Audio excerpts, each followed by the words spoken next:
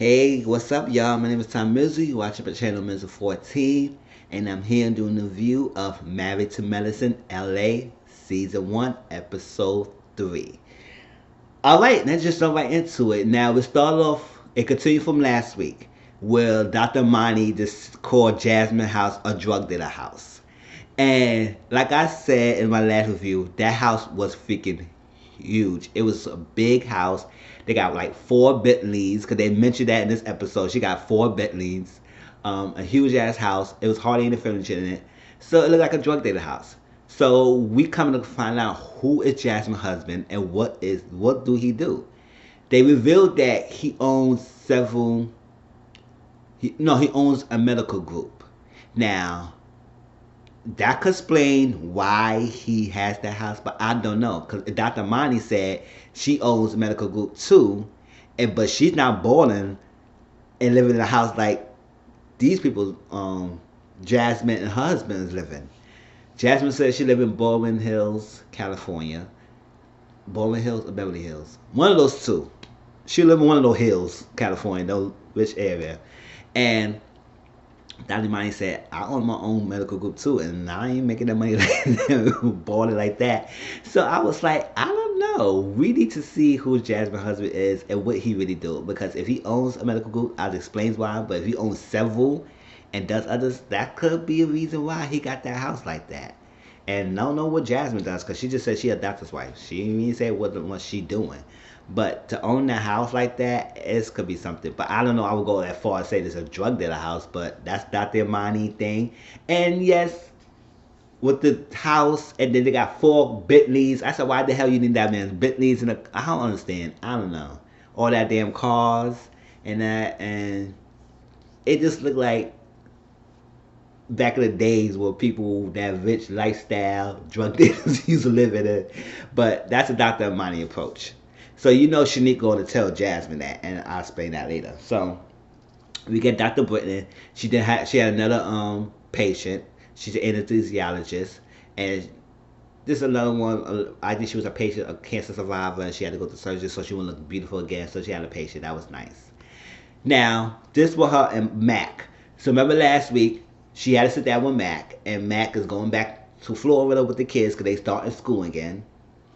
And she's staying in and trying to find a house. He mentioned to her last week that he wants to not live in the city. He don't want to live cramped up. If you saw the picture of their house last week, they have a beautiful, long, beautiful house with like with a lot of space. So if you're accustomed to that type of living, why would you downgrade and go to a city type living when he used to that big, comfortable space? So he told her, I don't want to live in the city. I want to live outside the city where we can have space and yardage in our house. This had a disagreement between them because they had a FaceTime and sit down talking. The kids was there. It's 10 o'clock at night, and it's I guess it was a school night on the weekend, whatever it was. But they would take a eating candy, chips on stuff, and not going to bed, whatever. They were jumping around, and Mac was there, and you know, the kids is handful. He got 2 kids worrying about him, and he working and taking care of the 2 kids. So while she's over here or something like that. So it's tough for everybody. It's tough for everybody. I'm sure they want their family together. And Dr. Brittany misses her family. She says she misses the kids. She misses her husband watching the shows, and everybody wondering why he watching that, and they'll get upset. She misses everything. So she wants her family together. She reason why she left Florida because she said it's not a lot of anesthesiologist jobs there, and she said it was like something like a normal like thing that if she get a job thing, it'd be a 7 to 3 and every day and all that stuff. It seems like Dr. Brittany don't want that type of set schedule, don't want that type of routine type of schedule. She'd like to have her schedules sporadic and unpredictable, not routine, like I said. Not set in stone. She don't like the pattern. She like to be things different her own way. That's what she said. She like LA because she can set her own schedule, her own hours, her own time. Instead of being an anesthesiologist in Florida, what is a set routine for her, and she don't want that. So I see why she's not too comfortable in staying in that traditional role because she want to do her. But so he was getting frustrated because it blurted out of something about she'd been a year and she in LA a year trying to find a house. And I said, damn, a year? It does take a while. I mean, it took me like freaking to freaking when I really searched for apartment. It took me like years to get an apartment. Not because I wasn't getting offers like that. It's because my income was too high, my income was too low. It was this and that. It was a lot of obstacles until I found my place, which I'm in now, and I love it. So I understand the struggle, and I know how it is to get in a house. Now, I guess it was taking so long because she get one idea for him, and then he switched his idea around. That's what she claimed called it to her. But it seemed like he had his mind set that he don't want to live in a city, and he said he gave her a couple houses, but she don't want to look at the houses that they agreed upon and looking at everything else but the three houses. So apparently the dilemma is she wants to stay in a city type area because she don't want to travel so much, get to work, which I understand. He want to live in a country type area when his family oriented, it's not a traffic or something like that, which I understand that too. So why you can't have a middle ground and do a suburban type area? I don't know LA that much. So I could believe it could be somewhere in the middle ground that'll have city life a little bit of country, and it's in the middle suburban. And she could not travel so far going to work, but he don't have to be in a city type, in a city. So it could be they had to go to country out the LA, but I don't know about LA. If you go outside the LA thing, is it all country or it could be suburban, stuff like that? I don't know. Maybe somebody could tell me in the comments how LA is, and all their areas where they both could be satisfied and they could get. Because he's not budging. He don't want him in the city. So he gave her an ultimatum. He said, yo, you need to have 3 months to find a place and we need 6 months to close. I said, damn, that's a little crunch of time. I mean, I don't know. He thinking she dragging her feet. She said, no, I'm not dragging all that stuff like that. I mean, after a year and they got some close prospects and none of it was working. I don't know what's going on. But he gave her an ultimatum and she felt type of way about that. And I explained a little bit later on when she talked to Dr. Mani. But I was like, I don't know I would go so far, Mac, to give her Britain an ultimatum. But I understand his frustrations. But I don't think why you should give her a timeline, a short crunch timeline to do that. I don't know the backstory, if she is dragging her feet or not, but they could say he could look too. I mean, he could look for places on his laptop. He a real estate developer because he maybe know some things on stuff. But I guess the agreement is if he gonna stay in Florida, yeah, this is the way, and taking care of the kids and working, she could find a place. That's a trade-off. I mean, I understand that. So hopefully it works out because I don't want to see them through. I think they be good. They're a cute couple. They make good kids, all that stuff. I wish they could work it out and not have too much strain and get this house hunting and having to move to LA. I mean, he's willing to move to LA if they get the house that he wants and what she wants. He get her to pick the house. He just don't want it in the big city. So I guess that works. I mean, Dr. Noel and Asha, they meet up and they had a talk down. They have a sit down. They talk having wine and crackers and stuff, and they talk about the party. And Asha feels like Shanique should apologize to her because her and Shanique haven't talked since that party, and Shanique should apologize to her because her approach to it. And she said her approach to how she went about with that. And I don't believe that she should have done that to me. As a friend, she should have been more considerate. Now, Dr. Noel feel like that Shanika has been insecure herself, so she is lashing out and attacking Asha because she insecure herself. I mean, that could be true. Insecure people does attack other people because they're insecure.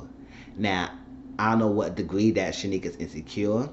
I know she is a little boisterous, and she does brag a lot. Everything. I'll say a person don't need to brag about everything. Don't need to brag they got a perfect husband. Don't need to brag that everything's so perfect or this all put together. Sometimes an insecure person does that. Brag a lot.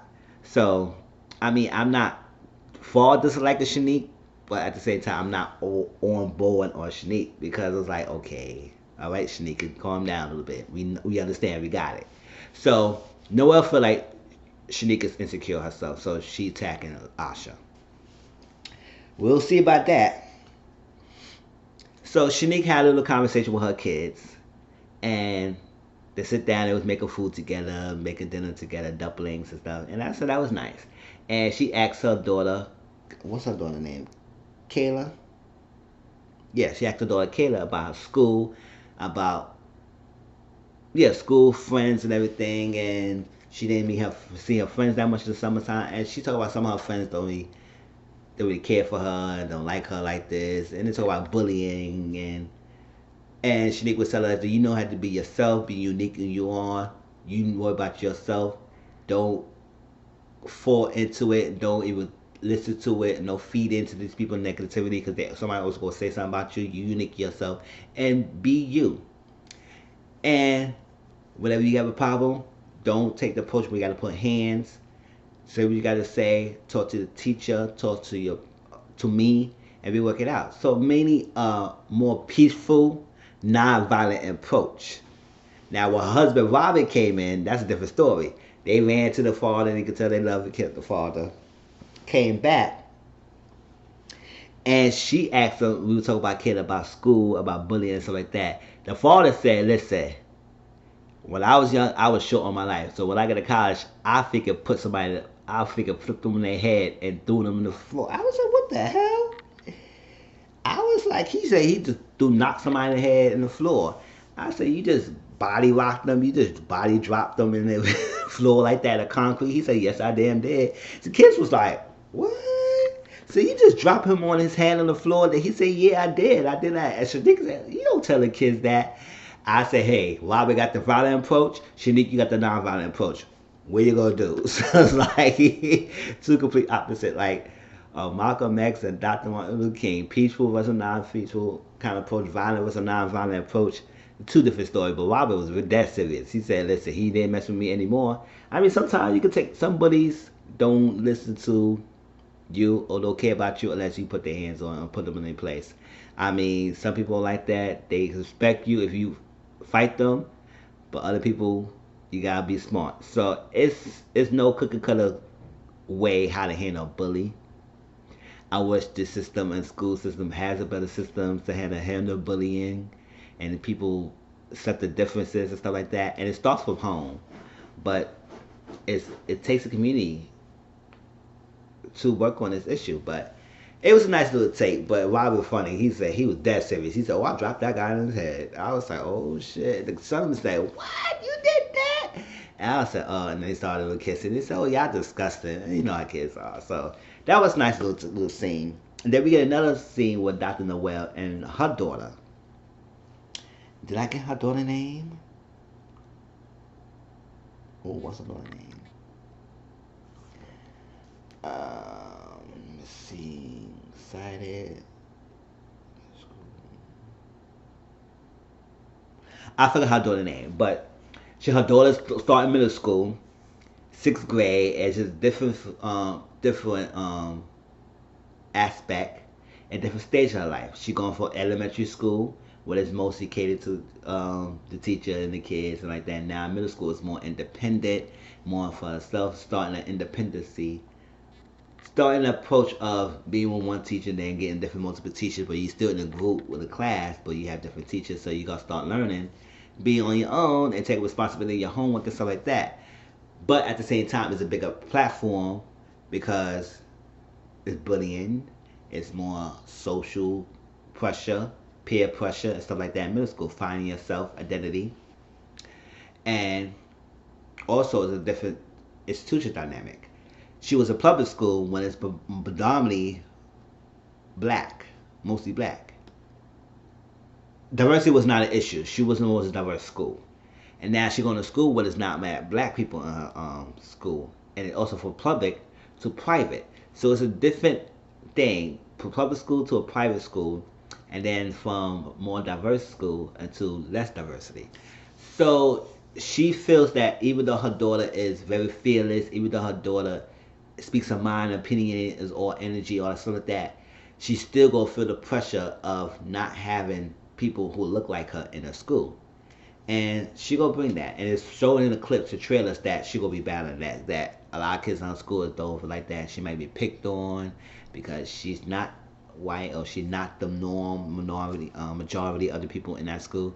So hopefully they work through this, and hopefully Dr. Noel knows, because she knew full well that she might be doing a struggle and might face that and thing. But also let people know that you're gonna be a workspace, you're gonna be an environment where you're not gonna be in the majority. You're gonna be mostly in the minority, and you have to learn how to cope with this and do that. So schools help you that.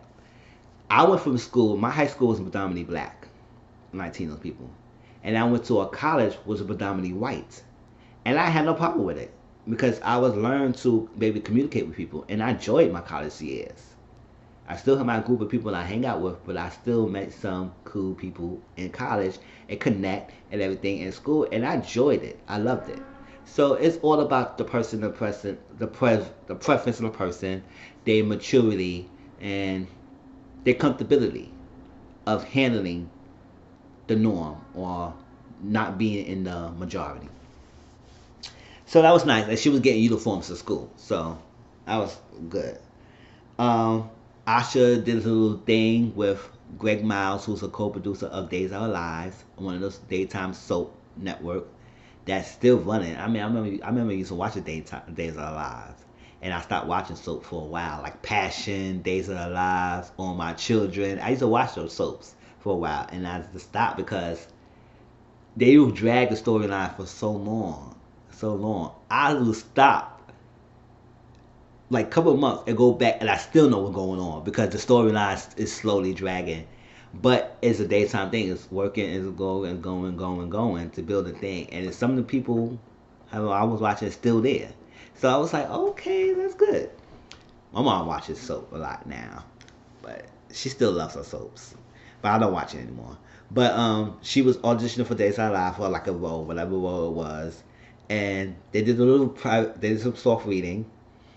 The first time she did okay, but the guy wanted her to be more sassy. Now she was like, I said, you baby girl, you might just destroy your chances because some producers don't really got time for you to be trying to question them and all that stuff. If they ask you want to be sassy, they want you to be sassy. But at the same time, she also said it's a craft, and sometimes you got this a thin line of want to do what the producers want and know your worth and value and how that stuff. Because like see a black woman who auditioned for a role, it automatically want her to be sassy. It's like, okay, that's typical.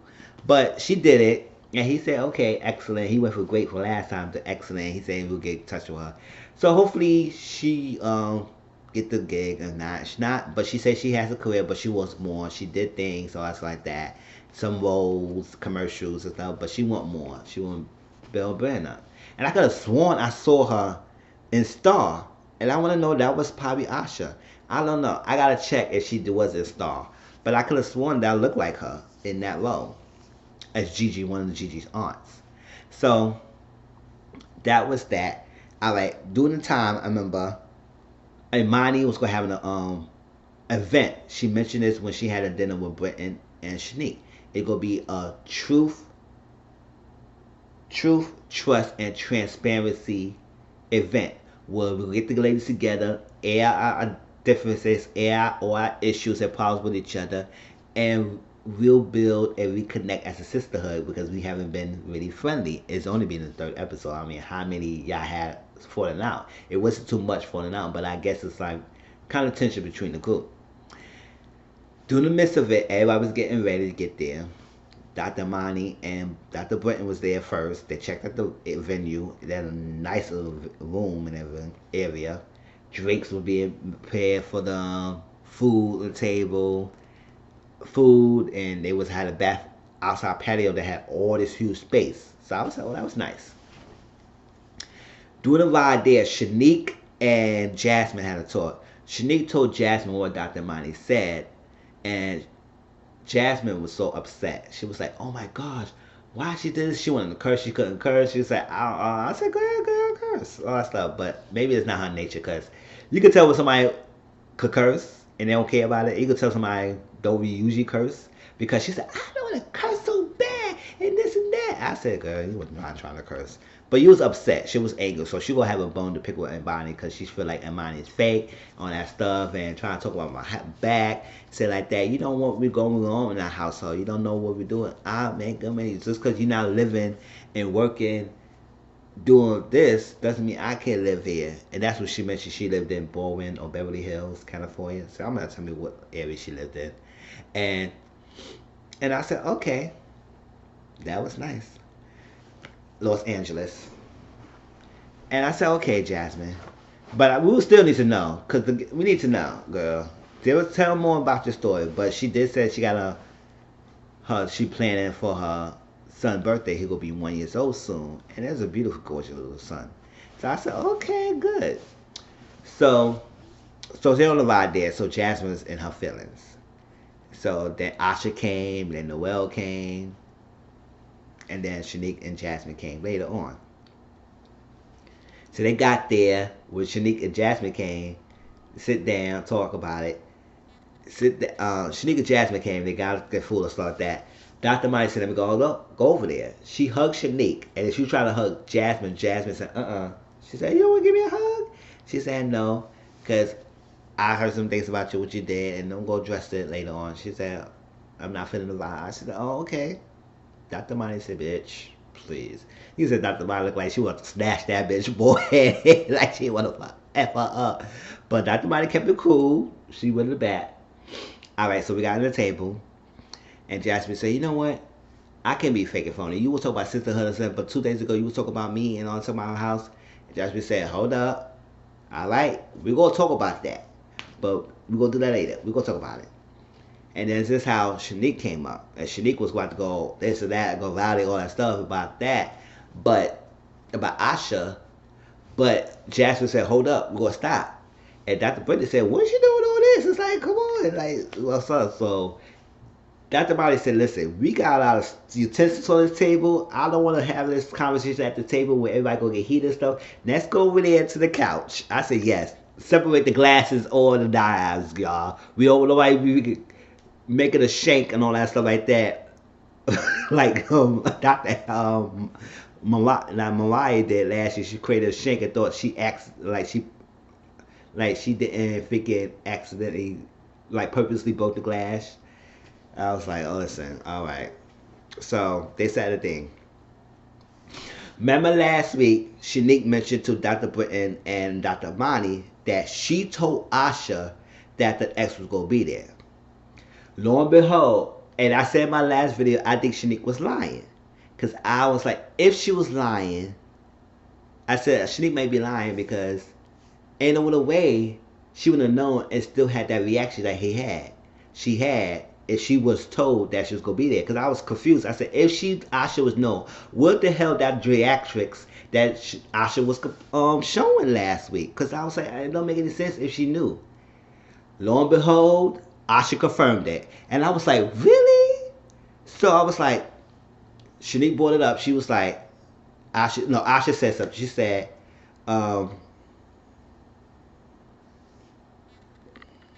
said, yes, Shanique did call. And she told me, yes, Lisa gonna be there. Maybe she gonna be there. And I want to let you know where you gonna come or not. I still want you to come. She said, as her friend, she showed up for Robert's birthday. But Shanique said, no. I told you that you should have brought your butt there. You should have stayed your butt behind home. She said, I should stay my behind home. She said, yeah, if I told you the information that this ex gonna be there, you should have just stayed home. So like that. But you played yourself as a victim. Now, Dr. Britton said, I understand both sides. I understand Asha is upset because, yes, the ex was invited there, and she shouldn't be there. So like that. If he's my friend, she shouldn't be there. But Robert told that Lisa going to be around no matter what. Whatever event he has, she's going to be there because they've been friends for all this long ass time. So she's not going anywhere. So, Asha, you're going to have to deal with it or not. And she said, yes, Shanique did call me and tell me that she's going to be there. But I did not know she was going to bring her up to the conversation, bring her to the group, and what else she said? Oh, bring her to the conversation, say her name, and bring her to the group. But Dr. Britton said no. She didn't bring Anissa to the group. Dr. Heavenly did that. It's like that. But Shanique said, you try to play the victim on us like that. I don't know too much about playing the victim, but it does make Asha look stupid because, in my opinion, because I was like, if you knew of that she was going to be there, then her bringing her name up which should not be a bother to you because you already knew that she was going to be there. Now, maybe she was shocked that Shanique brought her name up. But then why you say, oh, you invite her there? Then why is she here? She shouldn't be here because you're my friend. But you knew that she was there. She told you. So if she told you she's gonna be there, it's either for you to not to come or not. Me, I would never give a fuck. I would say, hold on, I ain't gonna let this bitch. I'm the wife. She an ex-wife. No, she an ex-girlfriend. I'm the wife. I don't care if she be here or not. Long as she don't say nothing to me, I don't say nothing to her, I'm still gonna come. I'm not gonna stop my fun and I stop my not coming because she's gonna be there because she's always gonna be around. They already said she's gonna be around, so why I'm not gonna go in the events if she's gonna be there? So I want to give it down. But if Asha knew, then I say, Asha, I understand, girl. You knew about this. You knew she was gonna be there.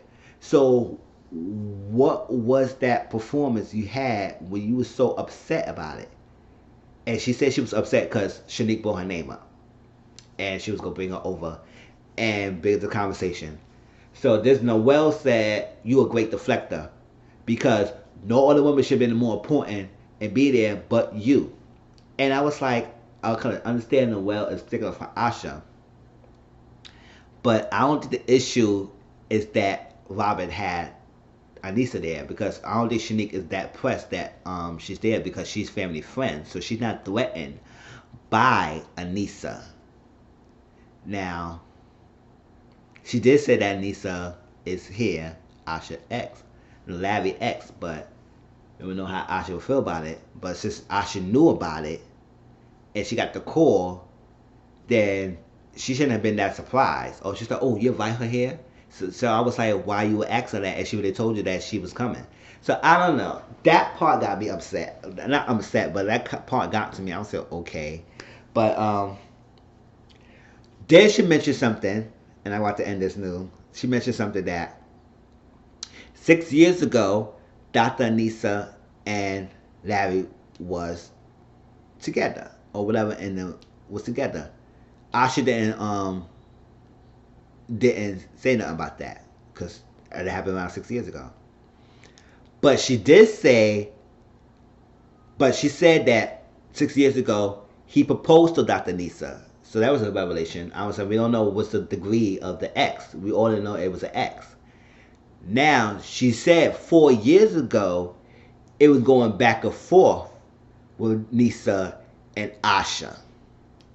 And there was a whole hold up. You trying to say that Dr. Larry is cheating on Asha?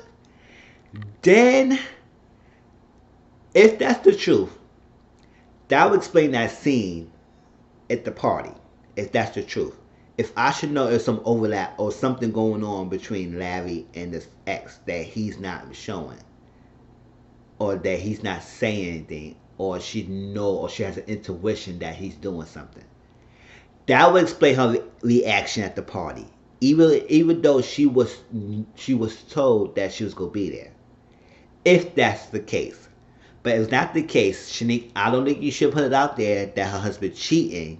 So Asha got upset and she left, and I'll be upset a little too. Like, how dare you gonna say my husband cheating? Do you got any proof that he is doing that? But I don't know. I mean, all this scene, they talk about Dr. Larry, but we get nothing from Dr. Larry. So hopefully we hear from him soon. But that was Married to Medicine, y'all. Please like, comment, subscribe to my channel. Tell me what you think about this episode. And I'll talk to y'all later. Peace.